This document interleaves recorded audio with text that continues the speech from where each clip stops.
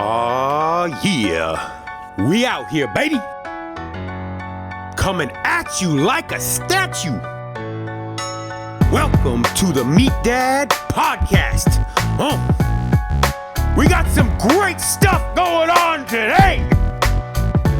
On this week's episode, do you ever just wear the gold jacket out on the streets just to flaunt it? I did try to flex at home once with the wife, and I was just wearing the gold jacket and my birthday suit, and I was like, "Hey, babe, does this make me look any better?" And she just kept walking like I wasn't even there. It didn't do it, huh? Let's fucking go. We got Joe Thomas here. Welcome to the third episode of the MeatDad Podcast. This is all new to me. I know you've been in the game for a while. Your studio is immaculate. I love it. Welcome to the show, Joe. It's an honor to have you, man. No, it's an honor for me to be on. Thank you so much. It's a great pride for me to be on your podcast, be the third guest of all time, and I'm excited to get rolling. Yeah, I'm stoked. And I'm going to start this off by telling people why is Joe Thomas on MeatDad's podcast? What is this NFL Hall of Fame Browns player, when I'm a Niners fan, doing on MeatDad's podcast? And I'll tell you what it is.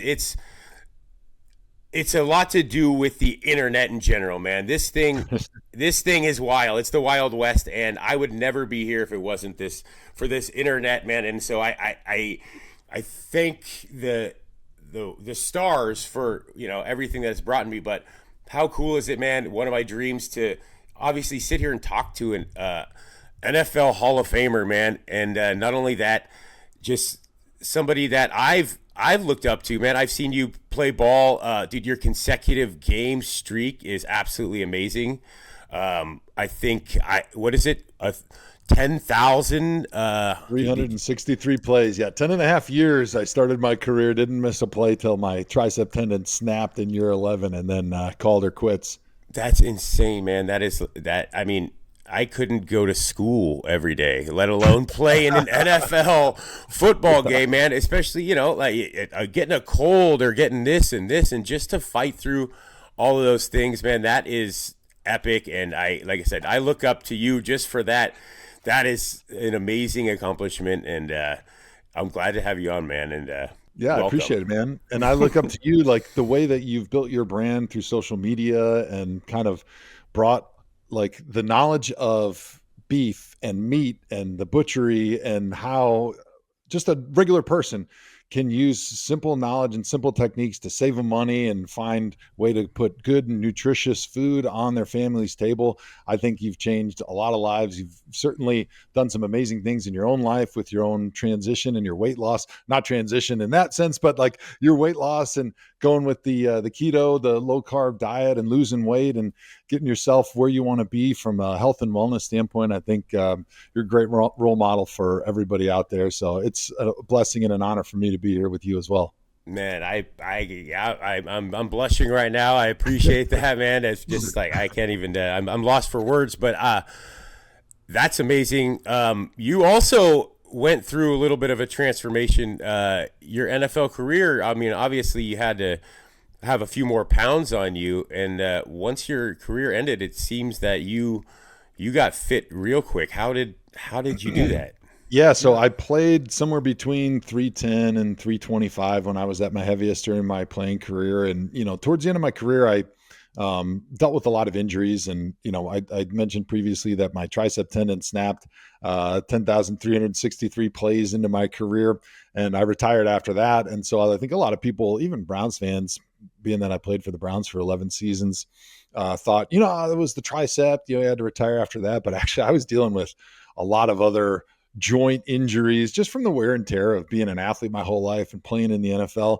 And I had a really, really bad knee where every game that I would play, before the game, I would get my knee injected. I would take all sorts of pain pills. And then after the game, I would get my knee drained. And basically, I couldn't walk on that knee all week. Like I couldn't practice. I would just lay in the training room because I couldn't even stand on it. And then they would like tape me together with scotch tape and rubber bands for game day and stick me out there, and I'd play the game.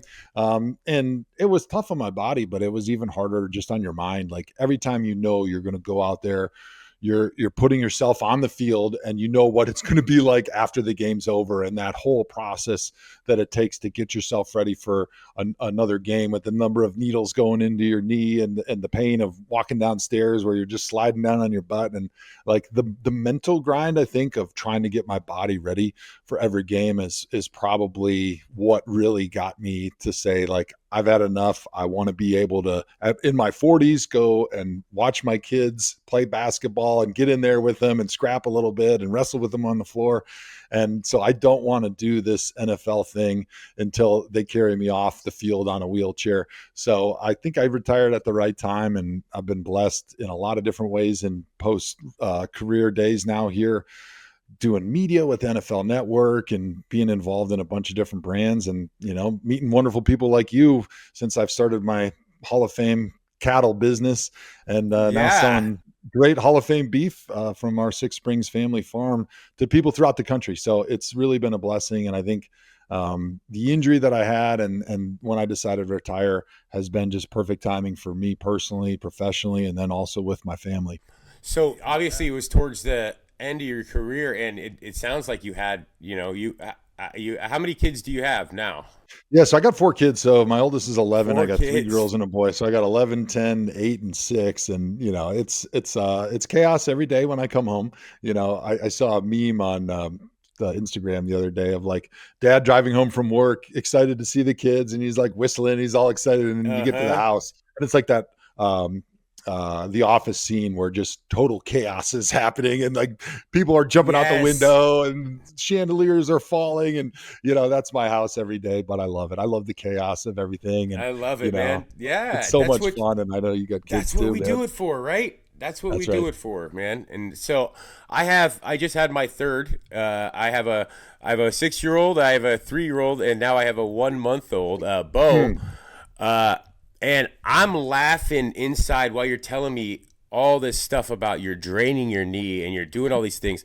Man, I was whining like a fucking baby yesterday because my back hurts because the last month, not holding the newborn, but my 3-year-old Henry, since the newborn's been around, he's been like, daddy, daddy, daddy. I want daddy. And so, man, I've been holding on one side. Yesterday, I'm barely getting out of bed, and again, man, I'm looking at you, and you're grinding it, and you're doing it, and it's and again, it brings it back to with the kids as well. So you play the game, and then you have that whole entire week of recovery, but that also it interferes with your home life and being able to be at your best with your kids, which I'm sure really affected you. You know. Yeah, and you got to have great support at home. Like I'm so blessed. My wife Annie, she was a college basketball player at Wisconsin. That's where we met, and so she understands the grind, the toughness. Shout out to Annie, and like she was such a great rock for me during my career because like I didn't have to wake up at night. Like she was taking care of the night duties, all the stuff that, you know, unless you're a parent, you don't know how challenging it is to like have 2 or 3 kids and have a newborn where you got to give them a bath at night. You got to put them down to bed and get down on your knees. You're jumping up, like your body is really taking a beating when you're a parent, when you're a dad. And like when I was playing, thankfully my wife was able to take care of all that because I just physically couldn't do it. But now that I've retired, like I'm chipping in a little bit, but still I'm like thinking about, all right, when can I get in the ice tub after I do this bath time? Because I'm going to be on my knees for like 30 minutes. My back is going to be screaming at me. It is not going to be happy at all. And I'm going to need some recovery time. I may need to go get a massage after doing like this whole nighttime routine and dealing with the kids all night. It is so true. And shout out to all the moms and dads that put in this effort, man, that put in this extra stuff, that are bathing their kids nightly. Or at least every couple of nights, man. It's a lot, man. It's the day to day. It's a grind, but I personally, that's what I live for, man, is waking up and being able to, I've been a butcher for 20 years. And so now this last about year and a half, my wife is she's an immunologist. So she's a doctor. And so we have a chance for her basically, her pay now is as much as we were both making, right? And so as we were grinding all these years, so it was either, all right, let's both keep just grinding and put a little bit of money away, or at this point, dude, let's try to spend some time with these kids and not put them in daycare full time and not do this because it equaled out to the daycare cost with a butcher's salary. So it was like, what are we doing? And so now I get the blessing to get my kids up in the morning and take them to school. I mean, not every morning's a blessing. They give you that much, but in the moment it's not a blessing. Yes. But when you're laying down at night looking at the pictures from the day, you're like, oh, what a blessing! They're so amazing, right? Yeah. So that's been amazing, man. Being able to take my kids to school, pick them up, have that time with them in the afternoon, and again, I'm blessed in every single way, and I know you appreciate your family too, man. I got to ask you because as a butcher, like that is hard on your body. Everybody's read The Jungle by Upton Sinclair, and obviously it's not like that anymore. But the first steer that we raised on my farm, I've got a buddy who's a butcher. So he came over, we killed it on the farm, we brought it down to my shop, and I helped him cut it up. And because I really wanted to be part of that process. And dude, 4 hours later, like I am exhausted and we have barely gotten this thing broken down. Like we don't even have it in cuts that you could sell in a store yet. Like it's still in a bunch of big pieces and I am fried. The floor is covered in like a 1/4 inch of beef fat, which if you haven't dealt with any beef fat, like that is, that stuff is slipperier than the slipperiest clean ice you've ever seen in your entire life. And I was just like, man, if I had to do this every day, my body would be worse off than if I would have played football. Because at least in football, you got like some days that are hard, then you get recovery days. But as a butcher, dude, you're grinding every day, 8-10 hours on your feet, like trying to avoid the dangerous slip and fall on the ice with all the beef fat everywhere. And you're picking up these heavy quarters and halves and like, those things are heavy, it's true, man. Like, man. And you don't got realize the how heavy a quarter is. On these saws and you got these big knives. Like, man, how does your body feel after 20 years as a butcher? I mean, I don't know, man. I think I could probably have taken care of it a little bit better. But I could have probably done the proper things, wore the right shoes. They got certain mats. There's different things, but overall, I think I'm all right, man. I've seen some guys beat up though, man. They got that like arch in their back, and it's a cold environment as well, man. It's you're going every day into a refrigerator and basically spending 8 to 10 hours in that thing. And during the holiday season, man, you're spending, 12, 15 hours a day in a fucking refrigerator. So it's pretty, it's pretty rough on the body at the time, but I also feel like it maybe preserved me a little bit. Right. Well, maybe you're not going like out and doing foolish things too much at night when you got to grind and inside the cooler the next day, but also, hey, operating in an ice bath all the time. Maybe you didn't have as much swelling and inflammation as you would have if you're outside, working in the hot sun or something. I definitely think it helped me because I did not follow that, man. I was in my youth, man, my early 20s and all that. I was definitely like, let's stay up until 2 or 3 in the morning, and then I work at 5 a.m. and I'm going in there. What it did though is it was like I was that guy that people would wear sweatshirts and that I would never wear one because it would make me tired. So I would have a t-shirt. And so what it would do is I'd always feel like I was like up, and I feel like that maybe would help me recover from that hangover a little bit, man. That's the thought at least I gave myself. Yeah. Freeze yourself. You're like, I'm doing this on purpose, right? Exactly. So first of all, so you're at the end of your career, right? And when do you start thinking about like the after my career? Like when did you start thinking? Was this like a couple years in? Was this towards the end? Was it like I want to work for a TV network? Was it I want to be a farmer? Like how did all of this? I want to go to Germany for a fucking year. Like how did all these things come to fruition? Yeah, so you start thinking about retirement like the day you retire, because up until that point I was just all football and I didn't really want to consume myself with too much besides just trying to be the best version of myself. Every day I went on that football field trying to help my teammates in any way I could and, try to have as long of a career as I possibly could. But when I retired, I really didn't know what I wanted to do. I knew that I wanted to make my kids and my family a priority, which they weren't when I was playing. My career, my football was the priority. But I also knew, like, as a man, as somebody that has worked their whole life up until that point, like, that's what I'm trained to do, is to work. And I know that, especially the guy that doesn't miss a fucking day. That's right. Like, come on.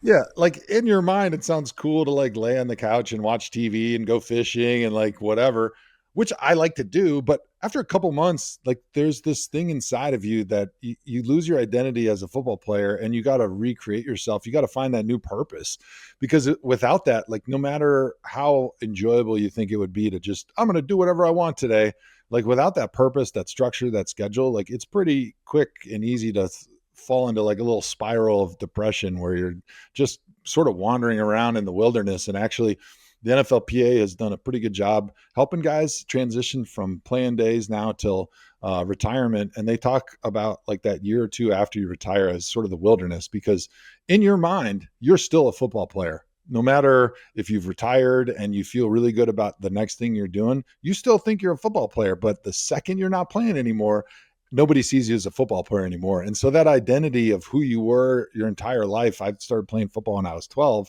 — it's gone. And it takes a little while. There's an adjustment period, not only finding what you want to do, what you want your purpose in life to be, but also, like, how people see you. The identity of who you think you are is something that has to be recreated in your 30s, if you're lucky like me. And so it took a while, but thankfully my agent at the time kind of pushed me into media, because as a football player, we have to meet with the media every single day. And so you get pretty good at being behind camera as far as just being natural and being used to it. Yeah. And so he offered an opportunity. He's like, hey, you should really just go and take these auditions with ESPN and Fox and CBS and just see what happens. And maybe you'll like it. And so I'm really glad he did, because I auditioned with a bunch of different networks and ended up choosing NFL Network and working on their Thursday Night Football broadcast for like 3 or 4 years. And it was like the best thing I ever did, because it still gave me some flexibility in my life, but it gave me purpose, and it allowed me to still be around the game of football, which is something that to this day I love. And it's been so much a part of my life. But it also created me the opportunity to make my family the priority, and then start to venture out into some of these other businesses that I was really interested in. In 2012, I bought my farm. And at the time, it was just going to be recreational farm, and we were going to grow cash crops. But as my family started growing, I had my first kid and we started hanging out at the farm as a family. The wife was like, hey, it would be cool if we had some animals. And I'm like, okay, that sounds cool, but they're going to be a little bit of work. She's like, how about a cow? And I'm like, all right, we can get a cow, but you can't just really have like a cow. They're going to be lonely, right? So I'm like, all right, let's get 5 cows and then a bull. And then we'll just have a tiny, we'll just have like a tiny little herd. And when they're ready, you know, if we have a bull calf, we'll raise it for a steer for meat, and then we'll just give it away to family and friends. You know, we're going to treat it like basically a family pet. You know, they're going to get the best possible nutrition of all time. They're just going to live their whole life on our farm. We've got the beautiful Blue River that cuts through the Wisconsin driftless area. It's the best pasture ground ever. Alfalfa, grass, clovers, whatever they want to eat. No stress, hand fed by my children.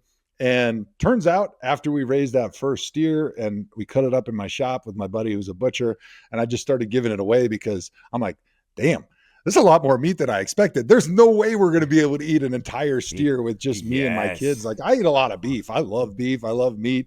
But like, we cannot go through this. So I started giving it away to some friends, and a couple friends in the Madison area were chefs.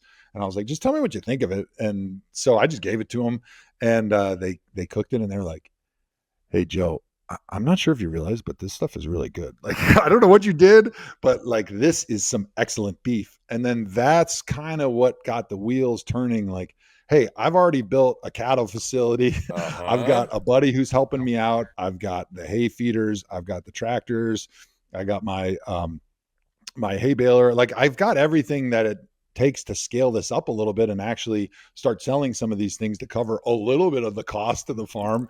So I was like, hey, maybe we should do this. And so my original first 5 cows and our bull, I basically was like, I don't care what it costs. Just give me the best genetics. I want the stuff that's going to marble the best, that has the best temperament, because they need to be around my kids.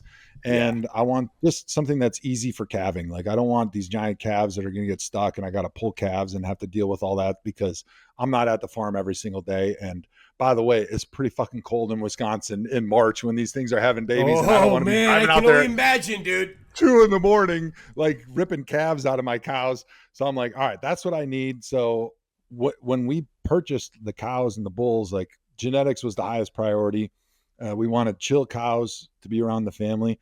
And turns out like that recipe, that environment that we're raising created some really awesome beef. And then we just kind of slowly grew from there to the point where we had so much, even selling it to the local restaurants. Like we had, as you know, like one steer, if you sell it to a restaurant, they're going to sell all those ribeyes and strips like the first night. Like there's just not that many steaks. We got all this other stuff. So that's when I started partnering with Prem Meats in Wisconsin to help me start selling direct to consumer with steaks and then burgers, and they make great sausages, and sort of being able to use then the whole animal and actually have like a little way to be able to now sell all of our beef that we're not eating or I'm not giving away to my family and friends. Dude, that's absolutely epic. First off, I gotta say I have had obviously some of your beef, but dude, the summer sausage, bro. Yes. I'm a big summer sausage guy. Summer sausage, insane. I got one of my boys on the podcast, Serge. I'm gonna have to order some for him because we were talking about this, and I was like, yes, yeah. So besides that, the beef. I mean, everybody can say their beef is the best, right? And they can say it's good for this or it's good for that, and everybody. But there's a difference in having good beef, and then there's also a difference in the way you raise it and what you're doing and the whole story that goes behind it, dude. And not only that, I've talked about your fucking packaging a million times. I don't know who's sealing this thing, but it is the best packaging I've ever seen. If you guys got to check this out, man. I've showed it. It's on my last podcast. I actually went and pulled the steak out of the freezer to show. Yeah. You get these wobbly little seals, and then these guys seal these things. It's like a condom, man. Yeah. It's like a clear condom that is perfectly fit every single time. So you get to see the marbling every single steak, and it's a selling point, man, to have that beautiful marble showing. And I love that I'm able to get that from you. And I have a couple of butcher friends. I got one in the Bronx, and we've been talking about your beef, and there might be an opportunity to, if you have a little extra beef, we might be able to start selling that over there in the Bronx, because I think it'd be a good opportunity because it's good stuff, man. I want that to get in other people's mouths, you know? Yeah, absolutely. And I do too. And that was one of the things that I was really looking for when I wanted to find my partner on the butchering side. I said, because I'm not price sensitive. Like to me, the pride of raising the best quality beef, the Hall of Fame of beef, is the most important thing. And then, maybe 20 years down the line, when one of my kids, my son, wants to take over the business, and then now it becomes something where, hey, we got to make money. This is our, family's income. Maybe they can change things so that it's more profitable. But for right now, I don't care. Leave it. I keep thinking back to if you've ever drinking a Budweiser. There's a label on the bottom that says, we know of no other process that costs more money, or is it's like no other process that's more expensive, time consuming, and creates a better beer than what we do right here. And that's kind of been my motto with the beef, is like, I just want to do what's best for the beef. I want to raise the animals humanely, give them the best pasture possible, give them zero stress from the moment they're born till the moment they die. They live on our farm, zero stress. They have unlimited feed. They have the right feed. We have perfect genetics. And then once it gets butchered, I wanted to have a partner in the butchering that was going to treat it the right way, right? Like, I want the best butcher who's going to make the best cuts, like not do a poor, sloppy job, do it quickly. Like, they need to vacuum seal it the right way so that when it shows up at the consumer's door, everything is perfect, Hall of Fame quality. There's no corners that were cut from start to finish, so that the experience that they have is above anything that they've ever experienced before when it comes to meat. And I think they've done an amazing job so far. And I'm excited because we started out with Angus and Simmental. That was our cross. And they were fantastic. But all of a sudden we started I had a buddy who's got some Wagyu, and he started giving me some of his stuff, and I was like, okay, this is pretty good too. So I'm like, we need to start adding this to our herd. So a couple years ago, we added about 20 Wagyu purebreds, and then last summer we bought a purebred Wagyu bull, champion bull from Missouri. And so this summer we should have our first Wagyu purebred available, and I'm really excited to start bringing that out as sort of our highest level that we offer at Six Springs Farms. That's amazing, man. Just to be able to scale it up like that, and just what you're doing creates a phenomenal product, dude. And so what it is, it's the same thing. Like if you get a chuck roast, it's restaurant ready. It is all cleaned up. You're not cutting any corners. And again, I like that because obviously there's different ways to do it, and like you were saying, a lot of these companies need to be profitable right off the bat and do everything they can. And what you're doing is you're obviously not cutting any corners, and maybe you're not making as much money at the end of the day. It sounds to me you're more breaking even with the stuff that you give away to everybody. Yeah, maybe, Passion, man. Yeah, and so that's what's dope about this too, man, because I talk to all sorts of people that do it for all sorts of reasons, and I love that you and your family are doing this for the passion, man. And then it's turned into, all right, I went from NFL player to now I'm going to start raising it's such a cool thing. And then just to jump into that next passion. And then if your kids like doing this, it's something that they could jump into. And if it's something they're not into, you know what? Hey, I feel like you're the type of guy that's just like, shit, this is my passion. Doesn't have to be yours, Yeah, whatever they want to do, whatever they love, I'm going to encourage them to, pursue their passions in the same way I did. I never dreamed or set out to be an NFL player. Like, of course, every kid that plays football is like, I'm going to play in the NFL. My parents are like, you'll never make it. Keep doing your homework. Like, go back to school. And so I always sort of just focused on school and played football. And then even in college, I was just kind of enjoying the parties and enjoying the lifestyle of being a college kid and having less responsibility, but obviously taking my football and my school still seriously, but trying to have a good time doing it. And all of a sudden, one day the scouts show up at practice and they're like, hey, this is my junior year. And like, are you planning on coming out to the NFL draft this year and declaring yourself eligible? And I'm like, huh? What? Like, I didn't even really think I could play in the NFL. Like, maybe, I don't know. I haven't thought about it, and I ended up coming back from my senior year, and I played my senior year and then went third overall in the draft after my senior year. But it was like the beef business. I never really intended to do that other than just kind of chasing my passion. And I think, it obviously doesn't always work out that way. I feel incredibly blessed, but for me, chasing my passion and doing what I love has given me the ability to give 100% effort and enjoy every minute of it into all the different ventures that I've had. And so that's going to be what we're going to encourage our kids to do, because I think if you can find your passion and get really good at it and become one of the best in the world, like I did in football, you're going to be able to find a way to be successful without even trying financially. So did you have a goal in mind then when you went to school? Because if it wasn't the NFL and you weren't really, was there something that you were after? Yeah. So I was in the business school at Wisconsin. I kind of was interested in real estate, and I'm not going to say that's why I got into the farming side and bought my first farm, but it gave me an understanding of properties and pricing and long-term investments, and at least enough to feel comfortable and confident to buy a farm and then kind of see where things happened after that. But yeah, I definitely saw myself as a real estate investor, maybe a broker or something like that. But thankfully I don't have to do any of that. I don't have to wear a suit and tie ever. I can just put my work duds on and my bib overalls and get out and get messy and dirty every day.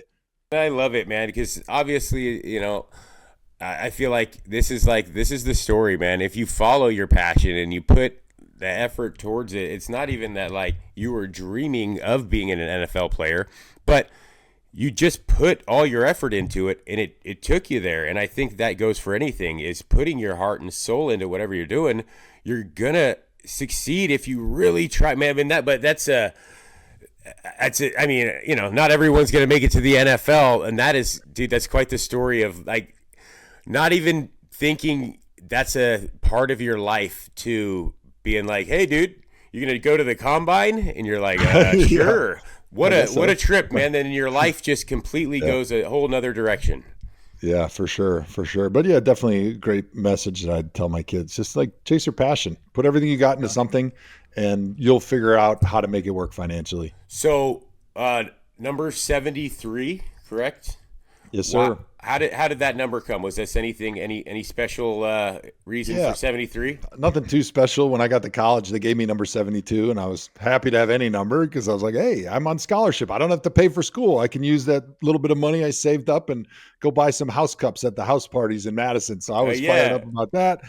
So I played number 72 in college, and then I got to the NFL. We had a 72 on the Browns when I got drafted, and he was an older veteran guy. And, as a young guy, I was even more thrifty than I am now, a little less thrifty now than I used to be. But he was like, you can have 72, but you got to pay me $10,000 for it. And I was like, okay, next conversation. I guess I'll be 73. That's available. That was that's just like that, huh? 73. Yep. So then I just wore 73, and then that was just always my number in the NFL. And that's kind of now the attachment I feel to both of those numbers a little bit, but certainly to 73 a little bit more. Man, 10K, huh? I was much happier in my pocket than it would have been his pocket as I was a 72. I understand, man. I got a beautiful, let's see if it follows me, my camera. I got a beautiful number 73 right there on the wall. Oh, yeah, dude. look at that. Joey Doing Thomas, well. Dude, I appreciate that, Beautiful. man. I mean, I'm a big Niner guy, but, I have no problem representing the Browns legend, Joey Thomas on my wall. And I had a question from, one of my friends, man. I don't want to ask this question, but it's a tough one. It's setup for the tough question here. This is a question about football, about how was it? How does it feel to be like such an unbelievable football player and be in the Hall of Fame, but be on such a horrible franchise? It's facts. How did it pan out, man? How was that tough? It was tough. I mean, I think that you have to reframe expectations a little bit, because you get to the NFL as a rookie. Most guys have had success in college. So I was on a lot of winning teams at Wisconsin. My final year at Wisconsin, we went 12-1, finished top 5 in the country, and so I really wasn't used to losing at all. Yeah. And then I got to the NFL, played my first season with the Browns. We were 10-6. We were pretty successful. We missed the playoffs due to a tiebreaker. I don't know if you guys remember that game, but the Colts were in first place. They already had their bye all wrapped up. In their last game of the season, they were playing the Titans. And so Peyton Manning played one drive, went down the field, scored a touchdown. We needed the Colts to beat the Titans, and then we would be in. And I remember watching the first drive being like, yes, I'm high-fiving my wife, like, we're going to do this. Like, they're going to beat him. They pulled Peyton out of the game and put my guy, Jim Sorgi, former Badger, in the game. And then I think he completed 3 passes the rest of the game, and they got smacked. The Titans smoked them. They won the game. They made the playoffs. So we were sitting at home in January. And then from that point on, the next 10 seasons, never had another winning year. And it was really a challenge. But I think, trying to find the bright side in it I think it made me a better player, because when you win, a lot of times the mistakes get swept under the rug a little bit, right? Yeah. It's like, watching a kid that is playing youth basketball and he shoots a wild 3-pointer way deeper than he should. And the coach is like, what the fuck? Great shot, hey, good shot, hey, maybe next time we should think twice about taking that shot, right? But if he misses, like he's getting the hook, he's going to the sideline, he's getting chewed out. It's the same thing in football. Like when you win, you still call out the mistakes, but there's not as much pressure because the coaches don't feel like they're going to get fired because they're losing and everything's going well. And so I think it's easy to not make consistent improvement because you won. Everything's good. Everything's cool, man. But when you're losing, like there's a microscope on everything you do for good and bad. Like sometimes you're getting the shit from the media or the fans or something, and you're doing a great job. Like you're doing your job, but everybody smells like shit when you're on a losing team. Yeah. And we always said that winning was a great deodorant, right? Like you win the game, all those mistakes you made, we'll talk about them, but like it doesn't become the reason you lost, and it doesn't just stick in your craw for the next 6 days before your next game. And so I think it really put a lot of pressure on me to be on a losing team, to constantly have my coaches being fired, to play for a lot of bad quarterbacks, because I knew that if I wanted any hope of winning a game, I had to be damn near perfect. Yeah. And I think that stress and that pressure that I put on myself during the week of preparation and leading up to a game really helped me develop and become a much better player than I would have just played on a great team. So it was a little bit of a blessing in disguise, but there still is a misery that is hard to understand unless you play in the NFL world, of what it's like losing week in and week out, because the fans hate you, the coaches hate you, the coaches hate each other, the players hate each other, your wife is looking at you sideways when you walk through the door like, hey, are you going to get cut? Our coaches are going to get fired? Like, do I have to move? Like, am I have to find new doctors for the kids? Like, there are so many stressors in your life, and it's not fun whatsoever, to the point where, like, we had like bomb threats and death threats being called into our facility. Fans would stand outside with signs like, about you suck. And one time somebody dumped a whole like can of nails right outside the players' parking lot. And so, like, it's great that fans in the NFL are this passionate, but it's a lot better when you win, because when you lose, that passion turns into a hatred. Like, why are you making my Sundays so miserable? And so dealing with that over and over again was really, really a grind. And you really have to turn your focus internal on yourself. Like, what can I do to improve, and not worry so much about the outside noise? And I think it does help you become a better player to be able to just focus on do your job, right? The famous Belichick quotes about do your job, and then the people around you, if they do their job, everything will take care of itself. You don't have to worry about anybody else. You don't have a lot of extra brain space to worry about what the quarterback's doing or what the receiver's doing. Just worry about your job. And I think that message was something that was really important to help me refocus on when I was going through some of those really, really tough seasons, because you're not looking at the scoreboard. You're not looking at record. You're just, how can I help my team right now today? Man, and you went through quite a few coaches too. That's probably not an easy thing, man, because everything changes every single time, I would imagine, you know? Yeah, I mean, it's like the first day of school all over again, right? You're like getting to know each other, and every coach, when they come in, they want to be the tough guy, the hard ass at the beginning, which, you know, I get it, right? They want to sort of set a standard right from the start. Hey, we're going to be tough. We're going to be disciplined. We're going to work our asses off. And, you know, that's good, but it also kind of sucks, like getting to know everybody and doing the icebreaker stuff just about every damn year. I did definitely get pretty jealous of some of those other guys. My friends that played for other teams that had one quarterback for 7 years, they played for one coach. They didn't have to learn a new system every year.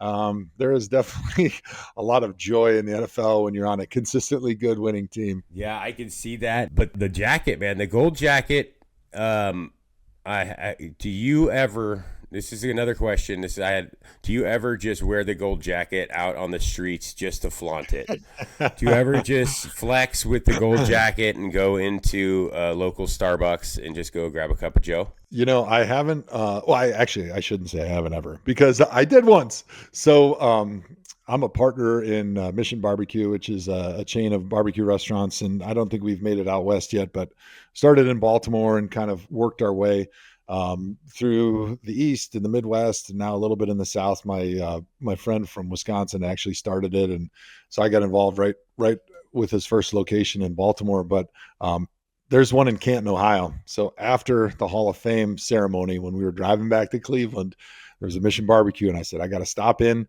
and say what's up to the teammates, and say thank you to all those guys in the back that are smoking the meats and they're working the counters. And my wife is like, are you going to take your gold jacket off? I'm like, I'm wearing it. I'm walking into that store like big boss man, and I'm going to put a big tip in the tip jar and go say thank you to every single person that's working behind the counter.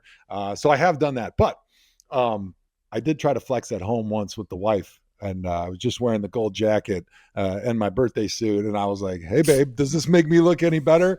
And she just kept walking like I wasn't even there. It didn't do it, huh? The kids are yelling, I think. So even with a gold jacket, it doesn't do it. It doesn't do it, man. I thought the gold jacket would have got you in everywhere, man. It obviously not at home, the most important spot. the only spot that really matters. I thought if there was one thing that could tip the scales in my favor at home, it, dude. it'd be that gold jacket. But the Hall of Famer right here, baby. That's alas, it did not work for me. So the barbecue joint. When did you get into this? What? Why? When? In Baltimore. Yeah, I'm trying to remember. The quick story on that is when I was a rookie in the NFL. You get all the shoe companies coming at you trying to sign you as top 5 draft choice. So I had Nike and Adidas, Under Armour, and I ended up signing with Under Armour. And the guy who was sort of doing the recruiting, who was head of marketing there at the time, was a guy named Bill Krause, who was actually went to school with my mom in Wauwatosa, Wisconsin, growing up. So I didn't know him, obviously, but there was a connection there, and sat on my kitchen table and, sold Under Armour, how they're going to build this new lineman cleat, and they want me to be the first guy to wear it, going to put me in a commercial. I was like, oh, that sounds awesome. Yeah, it sounds dope. I can be in a commercial. That sounds sweet. Yeah. And then they were also at that time just starting to come out with their hunting line of stuff. And as a big hunter fisher, I was like, wow, I get free camouflage, free shoes, and they're going to pay me. This is the greatest deal ever. Like, sign me up. So I ended up signing with them and making good friends with Bill, and, Under Armour blew up. And so he did really well, was able to retire from Under Armour, but both him and I always had this passion for barbecue. And he told me, he's like, I really want to start a barbecue restaurant. It's kind of like me. Like, he just had a passion. He wanted to follow it. And I want to start a barbecue restaurant, and I want to call it Sloppy Joe's, and I want you to be my partner. And I was like, okay, cool. But by the way, Bill, my dad, he's a lender. He's in banking, and he does franchises, and he does grocery stores and foods. And he's like, he always told me, whatever I do with my money, just don't invest in a bar or a restaurant. Yeah. And Bill's like, but no, this will be good. I promise it'll work out. I'm like, okay, well, once you have the business plan and stuff and you figure it out, let me know. And so a few years kind of went by, and Bill's got a couple kids that are in the military. And he just is like red, white, and blue from the moment he wakes up till he goes to bed. He just believes in service, giving back to the country, giving back to military, police, first responders, all those people that are out on the front lines. And so when the idea from Sloppy Joe's Barbecue to like, let's really do this thing, came on the table, he was like, I want to call it Mission Barbecue, because I want it to be more than just about me and my journey and the food. He's like, I want it to be obviously the best barbecue we can have, but also I want it to be a mission of giving back and creating a space and a place in a restaurant for police, military, firefighters, first responders to go and feel welcome and warm, like a clubhouse feel. And so that's what he did in Baltimore, and I got on board. And, he's done an incredible. I haven't been involved in every single restaurant, but there's over 100 now. I'm involved with all the Midwest stores, and it's been just a passion project, because it's one of the things that I love is eating, right? And so eating and sports have been kind of my life. And so all like the businesses that I've gotten involved in retirement have been either sports related or food related. And then involved in the first responders is dope. Yeah. And I did a USO tour to Afghanistan in 2009, got to fly on Black Hawk helicopters and going into the war zone and meeting the troops. And so I've always had a big, similar patriotic feel about wanting to give back and being part of making a change, positive change, and being a great servant, right, has been sort of my mission in retirement, right? For me, I want to be a servant to my wife. I want to be a servant to my kids and my community. I want to give back. I want to chase passions, try to create businesses that create jobs and make people happy. And if at the end of the day I make some money, great. If not, I got this NFL gig that I can kind of fall back on. And it's been really, really awesome, because it gives me that purpose. It gives me an ability to be a servant, which is what I want to do. And I also get to get free barbecue and give it to my friends, and to cater all my weddings, bar mitzvahs, baptisms, everything you can imagine. And I'm the hero showing up with Mission Barbecue for everybody. So it's been really an awesome partnership. Well, when I head out that way, I definitely am going to get some Mission Barbecue. Absolutely, baby. I'm stoked about that. So Pop said no restaurants. So that makes me like, but how did you like make this choice of like, fuck, I'm going to do it? Is it because the guy is just like a good guy? Is that what just made you know what? I trust him. Is that what it was? Yeah, it was exactly. More of that? Exactly. So my dad's been a great advisor, mentor. He was my hero growing up. Like, he's been awesome in all those respects. And, being an 18-year-old kid with like $10 in his bank when I got drafted, like all of a sudden you get a lot of money because you get drafted in the NFL, and it's like, okay, now what? I'm not prepared to handle and manage this type of money for my family. So my dad was really instrumental in giving me advice in the right way. And even though he said no restaurants, after 3-4 years in the NFL, my second contract, I was the highest paid lineman of all time. I think he realized, like, okay, if you have fun doing this, it's kind of like a hobby, or like, and if it doesn't go well, as long as it's not structured where like you owe some ridiculous amount of debt on like all this stuff, like you'll be all right. So if it's something you love, just go chase it and go do it.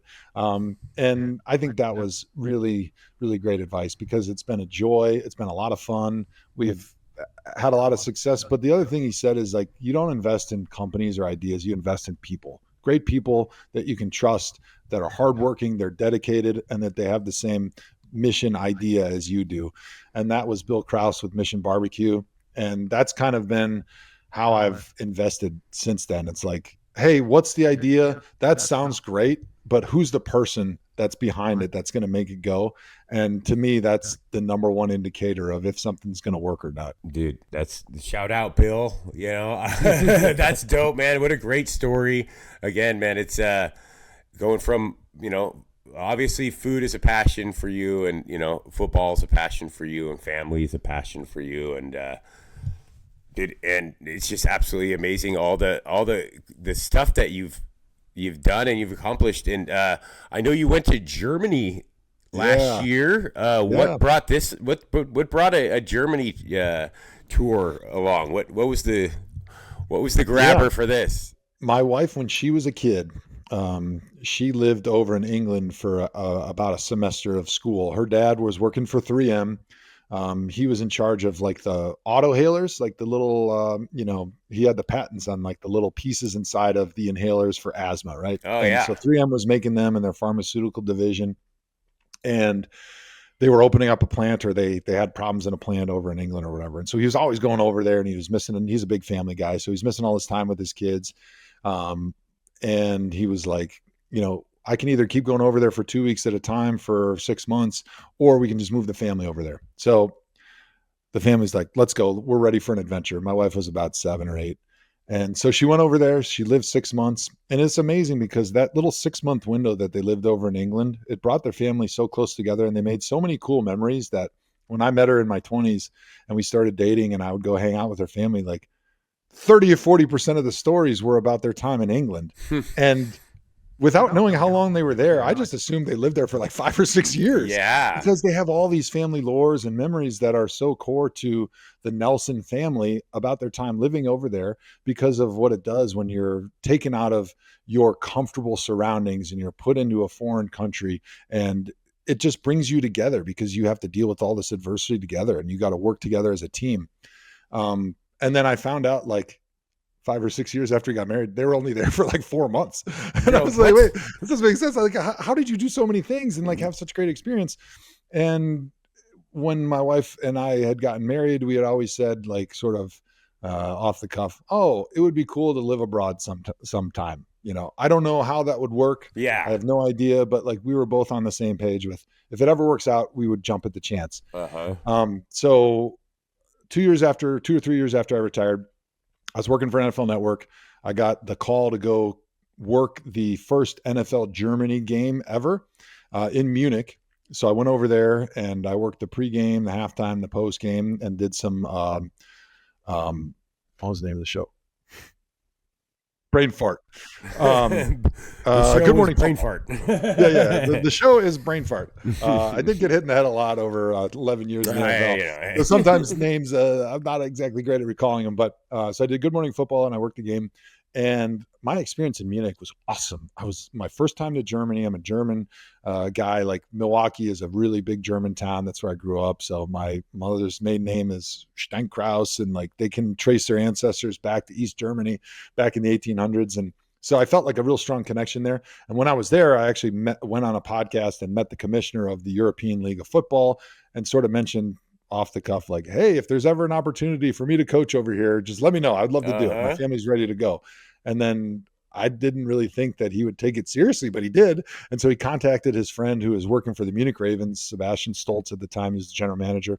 And a year and a half later, we're showing up with 21 suitcases at the Munich airport, waiting for somebody to pick us up and start our new life in Germany, coaching for the Munich Ravens as the offensive line coach. And so we started in January 2nd and hit the ground running as soon as I got there, and then coached them up. They were able to make their first playoff appearance in their history in the European League of Football, had an amazing experience. The kids were over there. They went to school. We traveled all over the place. We made memories, got to take spring break to Africa for 3 weeks, got to pursue my passion as a coach, which is something that the time commitment is just a little bit too hard over here in the States to be a college or an NFL coach, because it would take too much time away from my family. Mm-hmm. But I got to do it over there because they're kind of old school NFL, where they would work during the day and then go practice at night. That's how the European League of Football is set up. Okay. They don't really make a ton of money. I do remember talking to you a couple of times, and it was you're like, yeah, we're practicing. It was like, wait, it's nighttime. What's going on here? Yeah. You know? Yeah. Practice was like 6 at night until 10. Like we'd meet for a little bit and then practice. But so I had all day to like explore Germany, and we had a lot of time on the weekends when we weren't playing because guys were working or had family or whatever. And so it was really just a really awesome experience to be able to live abroad, to challenge my kids, take them out of their comfort zone, make them meet new friends, make new friends that are from all over the world. Some of the cool things were like my daughters had kids from Russia that had sort of like escaped the turmoil and the war that's going on in there. There was a lot of Ukrainian immigrants. There was kids from London and France and all over the world. And they were just kids when they were together. And it was so cool for them to come back to the States, and you see the stuff on the news. And I think it's easy for kids to just generalize, right? Because our brain is always looking for like shortcuts and ways to just put things in binary terms, good or bad, right? Is that good or bad? Is that safe or not safe?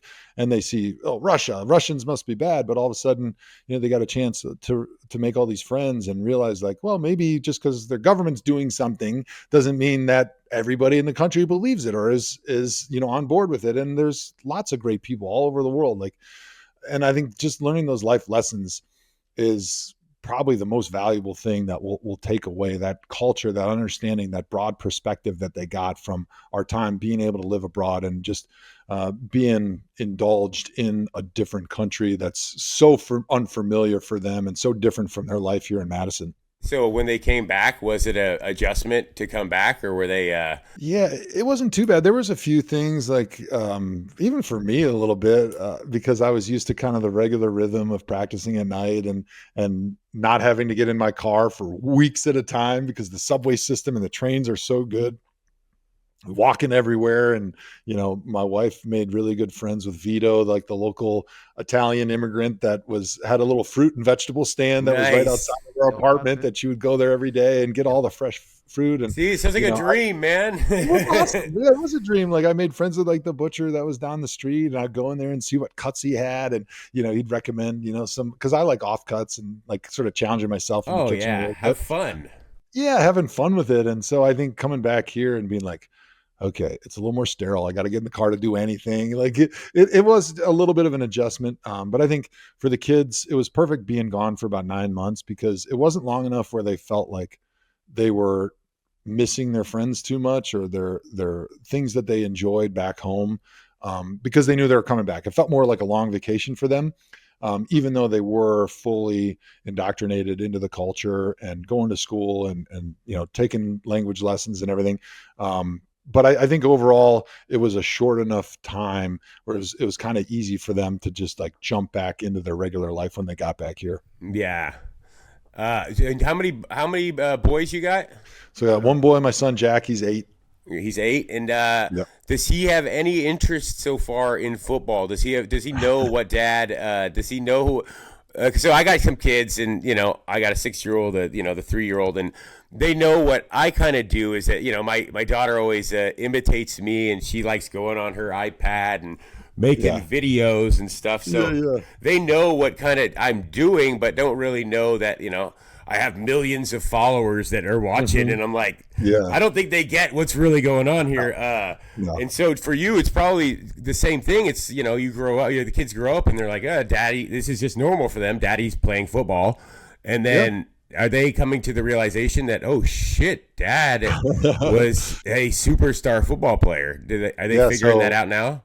When I retired, my oldest daughter was 6, so she had just finished kindergarten, and so my other 3 were younger, obviously, and they knew that I played for the Browns, but I don't think they knew what that meant, And so then I retired, and I went into media in football and did other various business ventures, and they were just doing kid stuff, so they didn't really think about it at all. And my son had zero interest in sports at all. He was cars and trucks and mini excavators, and he loved all the little boy stuff, which is great. But sports has been kind of my life, and so I was thinking, hey, it'd be cool if he liked sports a little bit. Like, you don't have to be a great athlete, you don't have to play sports, but like, I kind of like somebody to watch the game with me on the couch, whether any of my daughters or my son, like, it'd be cool.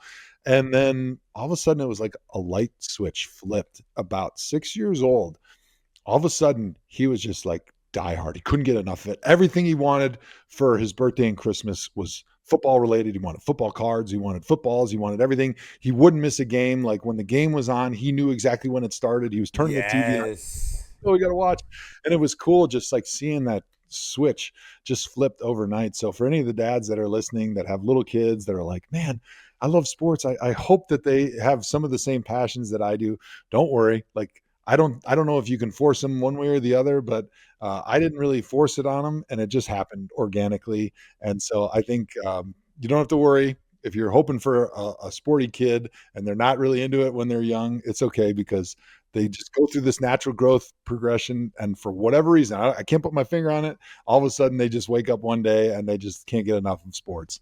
I feel like my son is starting to get into that a little bit.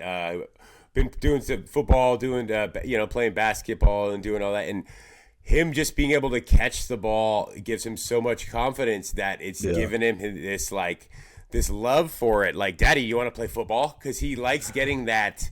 He likes getting that. Good job, buddy. You got that catch, And so he's like, he's getting more. He's like, I want to play. I want to do that game because you keep telling me I'm doing a good job. So, absolutely, I think like reinforcing the behaviors and stuff that are positive, I think it's great, right? Because they watch us, right? And I think the most influential parenting we do is just by doing things the right way, because you can tell them one thing and it's going to go in one ear and out the other. But when you do the right stuff, they're watching, even though that they pay attention to you at all. They are watching. And so what you do and the things you say, how you talk and stuff, like, you see them picking up on it. And I think it's really cool just understanding, like, it's a long game when you're a parent. Like, it's not about one big speech or conversation or anything like that. It's just like, you do things the right way and your kids are going to watch and they're going to follow. And like, pretty soon you're going to see those changes and who they are as kids, because they look up to you. They want to be like you. They want to do the things that you do. And I think that's one of the really special, fun things about being a parent and being around them, right? Like, having that opportunity now as a retired dad from football, like, to just be there every day and see them.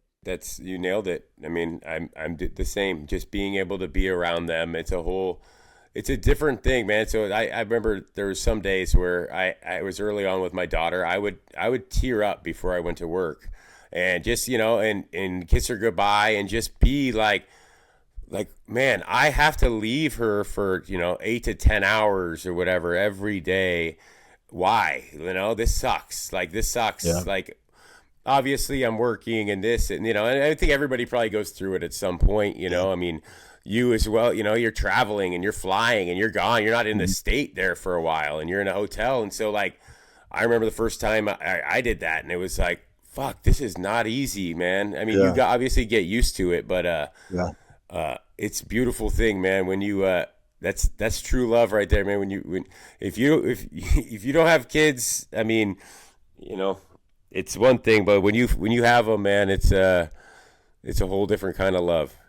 Yeah, it gives you a different perspective, like, on everything you do in life, right? You have a different goal about, like, my purpose today is to try to help you guys in any way I can. And that's not being a helicopter dad. That's not doing things for you, but that's trying to create the right type of human that can have success and happiness in life. Right. And I'm a big believer in letting your kids make mistakes, not doing things for them, because I think when you try to fix all their problems all the time, they lose the ability to create their own self-esteem of learning how to do stuff, of overcoming problems, of becoming a resilient kid.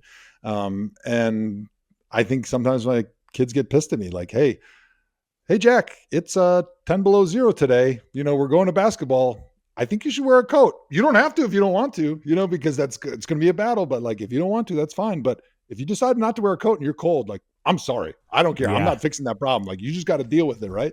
Mm-hmm. And it's cool seeing like the little interactions that you have with the kid, like the way they push back, they're mad at you, and then they have a problem. You won't fix it for them. They're pissed. All of a sudden they fix it though. And then you just see like how it builds that confidence, that self-esteem, that self-worth. And then, like silently, you don't have to give anybody a high five, but you're like, yeah, okay, job well done, Dad. I made the right decision right there. Yes, that was one quarter in the piggy bank of my kid's life. And there's these small decisions, man. They add up, and it's a lot, man. My wife noticed me the other day. I'm usually just given. Let's say it's like my son wants a toy, a car, a Hot Wheel. I'm like, whatever. It's a couple of dollars. Yeah. But the other day we're at Chuck E. Cheese, and he won. I don't know if you guys know what Chuck E. Cheese is. Pizza all the games, but. So you win a certain amount of tickets, and so now he wants the Sonic the Hedgehog car. Well, he won 500 tickets, and the thing is 20,000 tickets. So they're like, you can pay the difference, which is it's 1 penny per thing. So it'll be a $20 Sonic the Hedgehog car that you can get at the store for $2. And exactly. I normally would just say, oh, fuck it, dude. I'll just get it for him. It's gonna make him happy. It's gonna be a good end of the night, but. I held my ground on this one. I'm like, nope, dude. I'm like, I said something too. I'm like, dude, that's a piece of garbage, man. I'm like, you don't want that garbage. The next day he woke up, man. He was all upset. He woke up and he had this sad look on his face. He said, I just wanted the car, but Daddy said it was garbage. I'm like, fuck, dude. They know how to rip your heart out, man. They are and the way he said it, manipulators, man. Yeah, I'm like, dude. It's like I'm just telling you, it's not worth it. You're gonna throw in the ground. I'm trying to now explain to my son like why I'm like, what am I doing here, dude? Just because he said this thing, man. Like, they got me. Yeah, but I think that's where like. Having those times where you do have to go to work, you have to be away from for a little bit. I think it's, at least for me, it's like important because then I have more patience when I come back. Yes. I have the ability to be like, hey, I can sit here and allow you to whine and complain and just be calm. I'm not frustrated at all, but this is just the way it is. Right. And I think distance does make the heart grow a little bit fonder there, where like you miss each other so much. You can't wait to get back and be like, I can't wait to walk in that door and be the best dad until they go to bed. And like, you just look for that time, and it becomes, I think, good for them to see too. Hey, Dad's got to go to work. I know he played in the NFL and he made a great career out of it, but like everybody's got to work. Like we got to be productive in life. Like you can't just lay around and do nothing. Like you got to make something out of yourself, and you got to have a purpose every single day when you wake up. And I think just for them to see that and start to understand that too, I think is important. I agree, man. I felt the same. I stopped cutting meat, for, I don't know, a little while, for a month or so. But in between that, I did not stop doing social media. And I had been doing that a little bit ahead of time. And so I believe, like, man, I thank the world around me that I did have this social media, because it gave me a purpose every day to give my my knowledge that I was the boss. I was doing a lot of things and teaching people a lot of things. So just to cut that off and be like, here, let me make pancakes is a little different, man. And so being able to have that, where I can talk to people daily about meat and cattle and about changing their lives and eating and all this stuff, man. I get to have millions of conversations, more than I could fucking keep up with now, and it's pretty amazing, man. And I'm blessed to be able to have that. Yeah, it was cool. So my best friend during my playing career in the NFL was Alex Mack. Played with him for 7 years or so in Cleveland, and then he went to Atlanta and finished in San Francisco with your boys. He was like Kyle Shanahan's number one right-hand man. Him, Trent Williams, they were like the two dudes that Kyle had coached previously. Were like, hey, I got to bring him here. Yeah. And so he recently retired, and then is kind of going through the wilderness like a lot of former retired players. I think he played like 13 years. So the longer you play, the harder it is going through that transition. And he actually came out to Munich, Germany with me and helped me coach during training camp, which was so much fun to be able to just like be back with my boy, right? Like two bros just out there doing football stuff. And, you know, we'd finish our day of training camp at meetings at like 10 o'clock at night, go back to my apartment.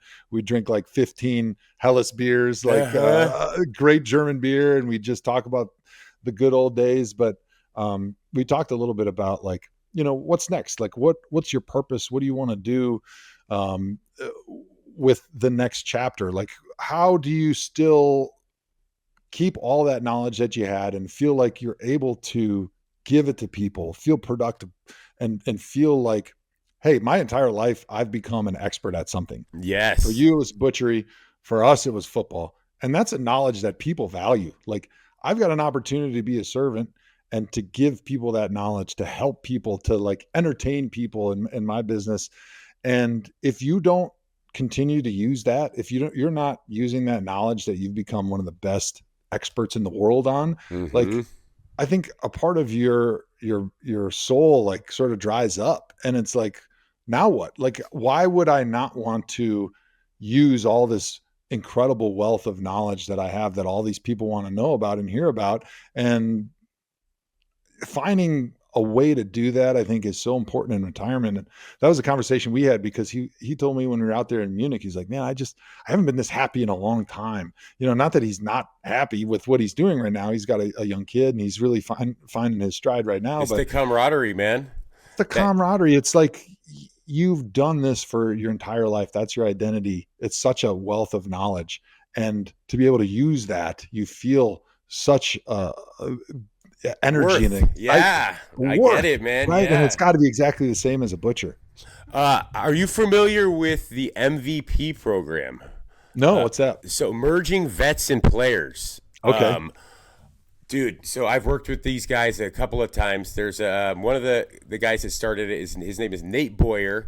I know Nate. You know Nate? Okay. Yeah. So Nate and I became buddies through the internet, dude. So a meat company, we kind of connected through a meat company, and I connected with MVP. So it's merging veterans and players, and what it does is it's a group of people that basically guys like you that went through their whole entire career within a locker room, and you know the camaraderie, and then these guys the same, that they were, you know, went to war and they were with. And it brings these group of people together in one common spot. So it could be like a jiu-jitsu class or whatever it might be. And then people just to be able to like let go and the camaraderie and feel in like a safe space of talking about whatever it might be. I've been to a couple of these events and dude, absolutely amazing.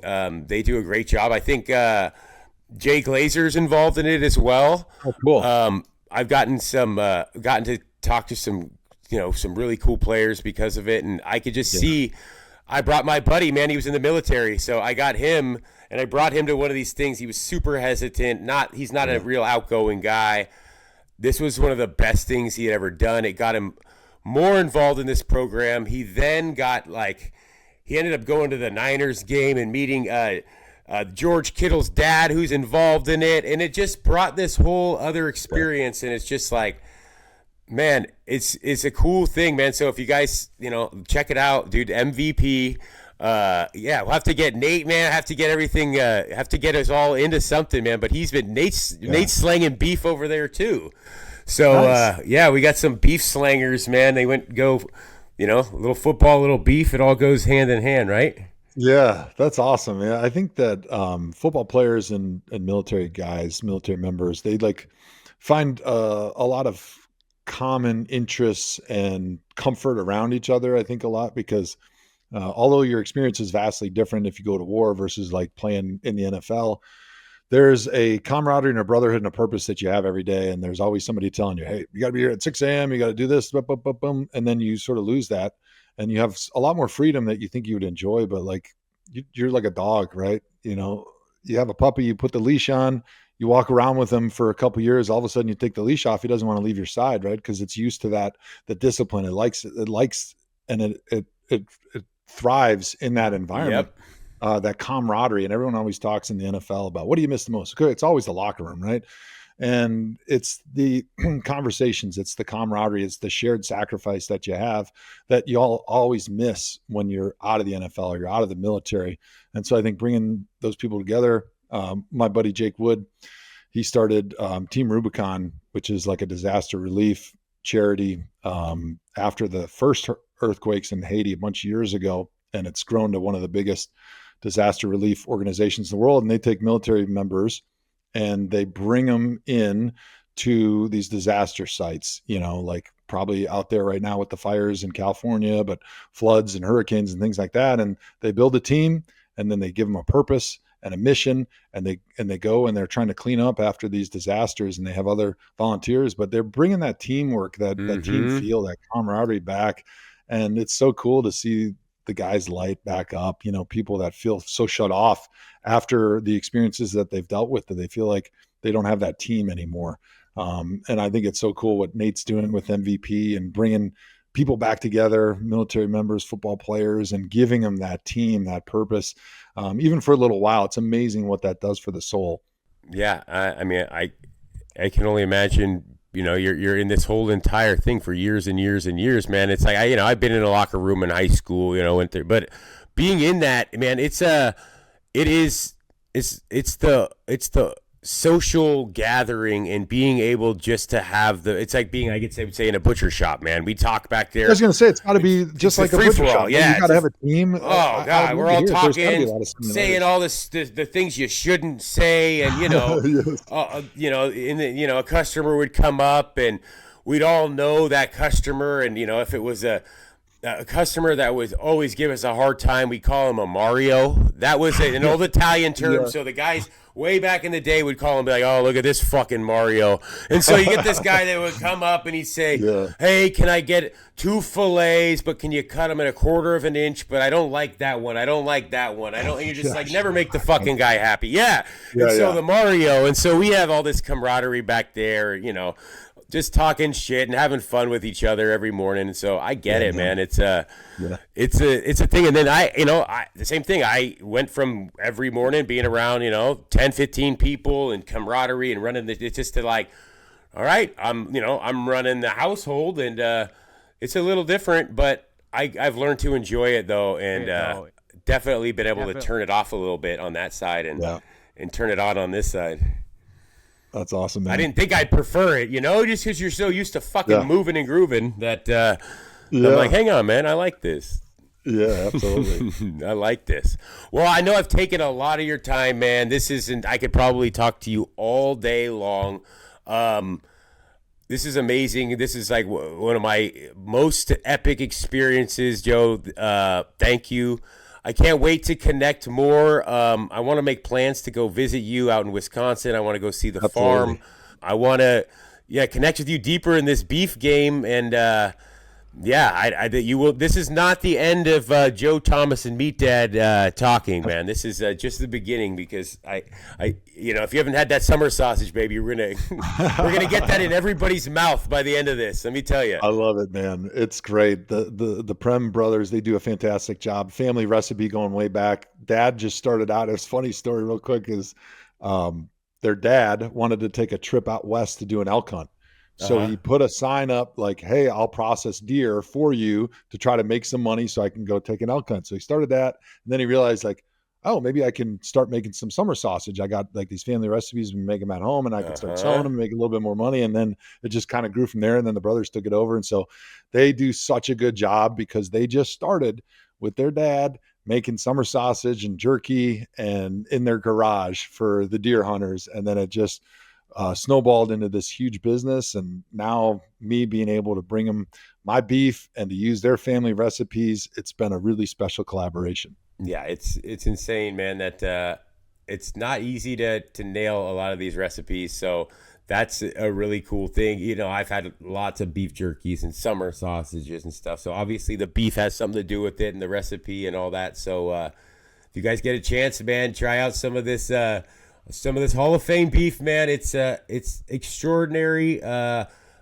got it. I'll have it on MeatDad website for you guys to find it. So come check it out, the MeatDad.com, or if you guys are looking for it direct, yeah, you can go to SixSpringsFarms.com. That's where we have our page where we sell all of our stuff direct to consumer, and or you can go to Joe Thomas 73 on my social media, which I'm not 1% of the social media wizard that you are. I got to do a better job. Come on. But no, thank you so much for having me on. It was an awesome, fun conversation, fulfilling for me on a personal level, on a father level, on a professional level. And I can't wait to have you out to the farm to show you the operation in person. No, I appreciate it again, man. And yeah, I'm super fulfilled today. This is going to be an excellent rest of my day today, man. I'm already looking forward to go and like hugging my kids after this, which is funny. I would be thinking I'd be ready to run through a fucking building and, you know, talking to NFL guy, but I'm ready to go hug and kiss my kids. And dude, you're a great guy. And Joe, man, thanks again. And we'll be talking soon, man. I appreciate it, man. Thank you for having me on. All right. Until next time, Joe Thomas, everybody, let's fucking go. Let's fucking go, baby. Let's fucking go. Thank you for joining the MeatDad Podcast. I appreciate you and this broadcast. Hit that button, subscribe. I don't know. It's your fucking life.